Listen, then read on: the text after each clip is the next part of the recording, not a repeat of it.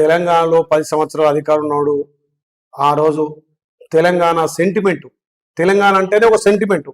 ఆ సెంటిమెంట్ తోటి 2 సార్లు గద్దెనెక్కి నేను అన్ని రాష్ట్రాల పొడుస్తా, నేను భారతదేశంలో పెద్దవరా అదైతా, నేను ప్రధానమంత్రి అవుతా అని చెప్పి టీఆర్ఎస్ కాస్త బీఆర్ఎస్ చేసిండు. అప్పుడే తెలంగాణ సెంటిమెంట్ పేగుబంధం తెగిపోయింది. ఇవాళ వాళ్ళ మాజీ మంత్రులు, వాళ్ళ ఎమ్మెల్యేలు, వాళ్ళ ఎంపీలు అంటున్నారు మా సార్ తప్పు చేసిండు, ఇవాళ తెలంగాణ తోటి మా బంధాన్ని తెగతెంపు చేసిండు, మళ్ళీ మేము తెలంగాణని సెంటిమెంట్ పెట్టుకుంటే తప్ప మా పార్టీ మనగడ ఉండదు అని చెప్పి వాళ్ళ మంత్రులే మాట్లాడుతున్నారు. నిన్న వినోద్ గారు మాట్లాడారు, మొన్న ఒక మాజీ మంత్రి మాట్లాడాడు, ఒక ఎమ్మెల్యే మాట్లాడాడు. మళ్ళీ ఆలోచన చేస్తున్నారు అది ఒక సెంటిమెంట్ ఉంటేనే మనం బతకగలుగుతాం, తెలంగాణ సెంటిమెంట్ మళ్ళీ మనం క్యాచ్ చేసుకోవాలని చెప్పి ఇప్పుడు మళ్ళీ బీఆర్ఎస్ తీసేసి బీజేపీ టీఆర్ఎస్ పెడితే బాగుంటుందనే ఆలోచనకు వచ్చింది. కాబట్టి ఆ పేగుబంధం అనేది తెగిపోయింది. గతంలో 2 సార్లు గెలిచినట్టే సెంటిమెంట్, తెలంగాణ సెంటిమెంట్ తోటి మేము తెలంగాణ ఇచ్చినా ఆయన తెలంగాణ నేనే తెచ్చినా అన్న సెంటిమెంట్ తోటి 2 సార్లు ప్రజలు మోసం చేసి వచ్చిండు. ఆ తెలంగాణ ప్రజలు మోసం చేసినందుకే ఆయన కేసీఆర్ ఎమ్మెల్యేలను వాళ్ళ మాజీ మంత్రులు ఇంట్లో కూర్చోబెట్టారు. కాబట్టి ఇకనైనా బుద్ధి తెచ్చుకొని మళ్ళా బీఆర్ఎస్ పార్టీని టీఆర్ఎస్ పెడతామని చెప్తారు. కాబట్టి ఇప్పుడు కొంచెం కళ్ళు తెరిచినట్టు. ఇప్పుడు కేటీఆర్ పాదయాత్ర చేసే అవకాశం ఉంది అంటున్నారు, ఆ దిశగా ఆలోచనలు చేస్తున్నారు. సో కేటీఆర్ పాదయాత్ర చేస్తే మీకేమైనా నష్టమా? చేయాలి, కేటీఆర్ పాదయాత్ర చేయాలి.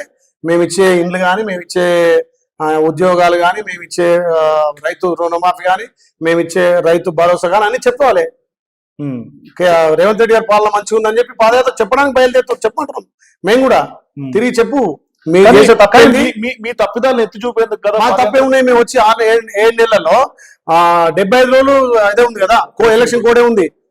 మిగతా 150 రోజులల్లా మా ప్రజాపాలన అందిస్తున్నాం కదా, ఒక్కొక్కటి ఇంప్లిమెంట్ చేసుకొచ్చినాం కదా. రైతు బంద్ చేసినాం, రైతులకు 2 లక్షల రుణమాఫీ చేయబోతున్నాం. ఇలా మహిళలకు పెద్ద ఎత్తున పెద్దపీట వేసినాం. ఇలా కార్పొరేషన్లు 36 కార్పొరేషన్, ఇంకా ప్రజలకు అంత చోరువుగా కార్పొరేషన్లు ఉండాలి. కార్పొరేషన్ ద్వారా అక్కడ అన్ని బలపడతాయనే ఉద్దేశంతో కదా గౌరవ ముఖ్యమంత్రి నిన్న దివంగత రాజశేఖర రెడ్డి గారు, మాజీ ముఖ్యమంత్రి గారు, ఒక 2 రాష్ట్రాలకు ఎంతో వెలుగునిచ్చేటువంటి వ్యక్తి. గతంలో కాంగ్రెస్ పార్టీ అధికారం ఉన్నప్పుడు రాజశేఖర రెడ్డి గారి నాయకత్వాన ఉచిత కరెంట్ ఇచ్చింది రాజశేఖర రెడ్డి గారు, కాంగ్రెస్ పార్టీ. రైతులకు ఏకకాలంలో రుణమాఫీ చేసింది కాంగ్రెస్ పార్టీ. పేదోడికి గుండె ఆపరేషన్ చేసింది, 108 తెచ్చింది, ఫీజు రిమెంబర్మెంట్ ఇచ్చింది.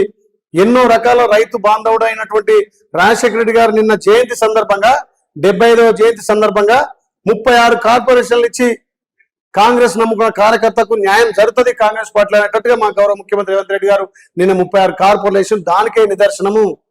కేసీఆర్ పాలనలో వాళ్ళ కొమ్ము కాసిన వాళ్ళకు, వాళ్ళకు జోకిన వాళ్ళకు, సోడల మందులో సోడబోసిన వాళ్ళకు పదవులు ఇచ్చిండు.